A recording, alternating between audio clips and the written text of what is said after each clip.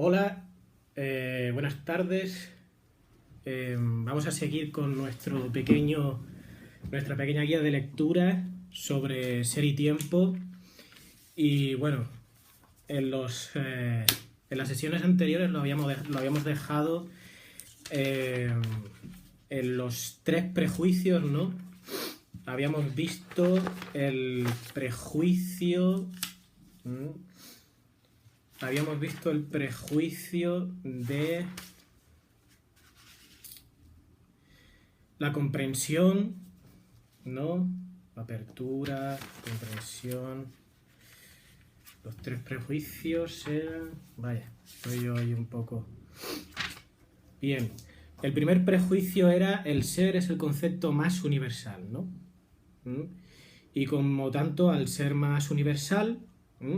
es un concepto pues que sencillamente es oscuro por su universalidad, ¿no? El segundo prejuicio, ¿no?, es el que vamos a abordar ahora. Lo tenemos en la página 24 de la edición de Trota de Ser y Tiempo, ¿de acuerdo? El segundo prejuicio consiste en pensar que el concepto del ser es indefinible. Y finalmente intentaremos ver el tercer prejuicio, que es el ser como un concepto evidente por sí mismo. Después de esto, Heidegger lo que hace es que, porque todo esto pertenece al primer epígrafe, ¿no? Necesidad de una repetición explícita de la pregunta por el ser. Es la justificación de por qué debe repetirse la pregunta de manera explícita, esto es, de una manera, digamos, analítica, ¿no?, de todos los prejuicios previos y de en qué consiste la pregunta, ¿no? Entonces, la necesidad de una repetición explícita de la pregunta por el ser, epígrafe 1, vemos cómo Heidegger, en primer lugar, justifica por qué debe preguntarse acerca del ser, ¿no?, que es una cosa que ya no está de moda, según Heidegger, al menos en su época fue él el que lo puso de moda otra vez. Y ¿cuáles son esos prejuicios que han hecho que esa pregunta no salga a la luz desde el medievo, incluso desde la época helenística, hasta su época, ¿no? Y bien, después de esto, el segundo epígrafe, que analizaremos más tarde en otro vídeo, habla acerca de la estructura formal de la pregunta por el ser. En primer lugar, analizará estructuralmente qué es una pregunta en sí, cuáles son los componentes de una pregunta, y luego analizará en concreto en qué consiste la pregunta acerca de, o la pregunta por el ser. Pero eso ya lo tendremos en el segundo epígrafe. Vamos a terminar el primer epígrafe de la introducción y vamos a por el segundo prejuicio, que es el concepto del ser, de ser es indefinible, ¿de acuerdo? Dice Heidegger, lo leo en un segundo, dice: el concepto de ser es indefinible, es lo que se ha concluido de su suprema universalidad. Y con razón, si definitio fit per genus proximum et differentiam specificam. En efecto, el ser no puede ser concebido como ente. Enti non aditur aliqua natura. No se puede determinar el ser atribuyéndole una entidad. El ser no es derivable definitoriamente desde conceptos más altos, o sea, desde el género, ni puede ser explicado mediante conceptos inferiores, o sea, la especie. Bien, pero ¿se sigue de ello que el ser ya no presente problemas? Ni mucho menos. Lo único que puede inferirse es que el ser no es algo así como un ente. Pim pam, la diferencia ontológica. Aquí está la cosica. ¿Vale? Esto marca radicalmente la diferencia entre la tradición analítica anglosajona y la hermenéutica fenomenológica heideggeriana, ¿no? Digamos que para la tradición analítica anglosajona esto pues sería una especie de escolástica sobre conceptos vacíos y vacuos, y desde la posición de Heidegger volver otra vez a insistir en una logificación acerca de la pregunta por lo real no es más que encorsetarse otra vez en una metafísica logificada con un aparato que está ya en desuso y que no puede llegar a alcanzar el ser, sino que sencillamente digamos que se ascribe al análisis de lo ente, pretendiendo hacer pasar ese ente por ser. ¿De acuerdo? Bueno, seguimos. Lo único que puede inferirse es que el ser no es algo así como un ente. De ahí que esta forma de determinación de los entes, justificada dentro de ciertos límites, que es la definición de la lógica tradicional. La lógica, que tiene ella misma sus fundamentos en la ontología antigua, no es aplicable al ser. La indefinibilidad del ser no dispensa de la pregunta por su sentido, sino que precisamente invita a ella. Bien, vamos a verlo según nos comenta aquí Jorge Eduardo Rivera, ¿no?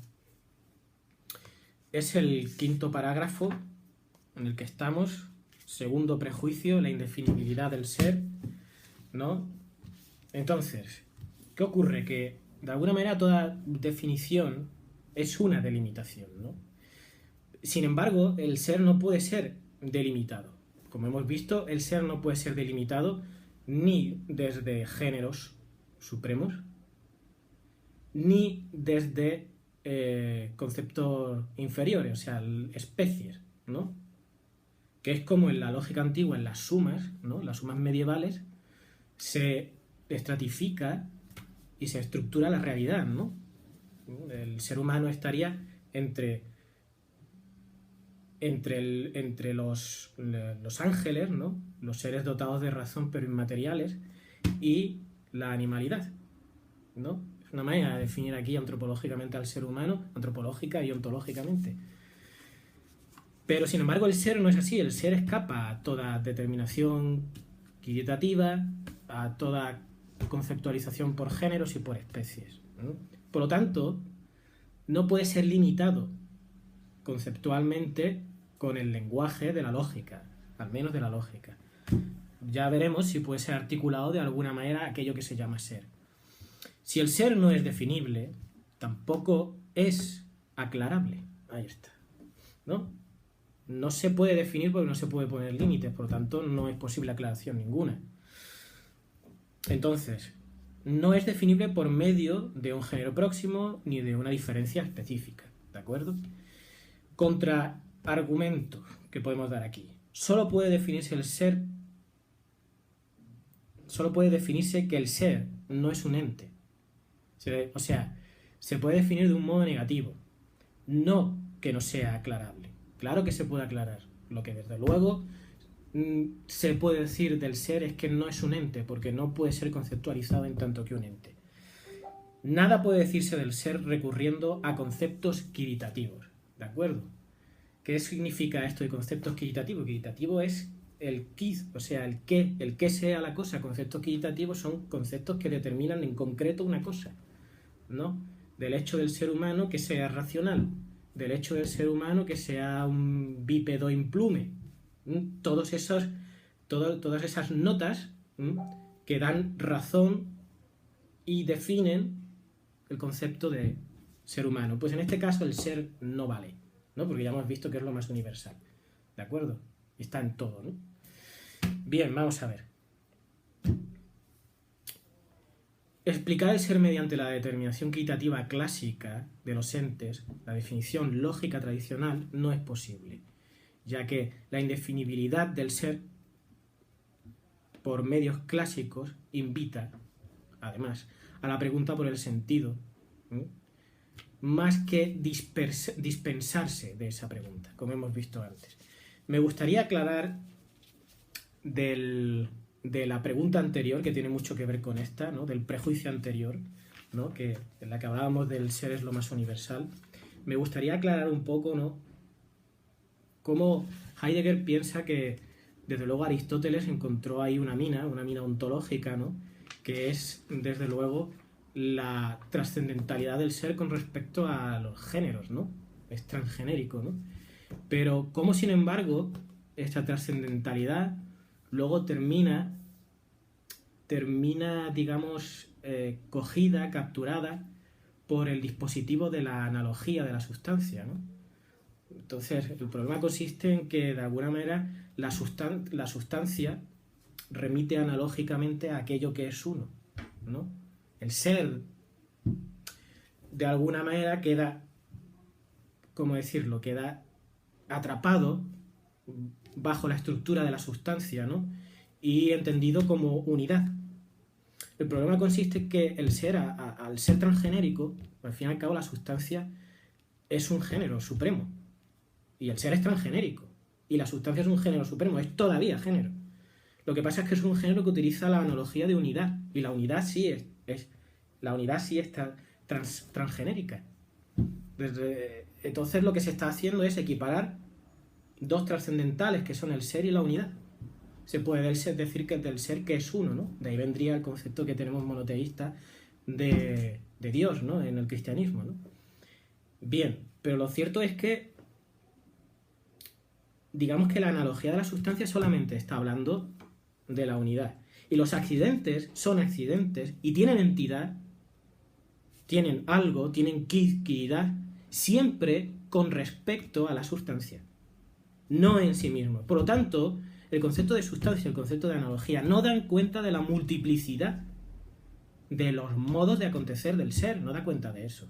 Por lo tanto, no es una ontología plausible para el ser de Heidegger, para el concepto de ser de Heidegger. Bien, con esto lo dejo, que ya son 11 minutos y 33 segundos, y seguimos con el tercer prejuicio en el siguiente capítulo de esta apasionante lectura sobre ser y tiempo. Besos.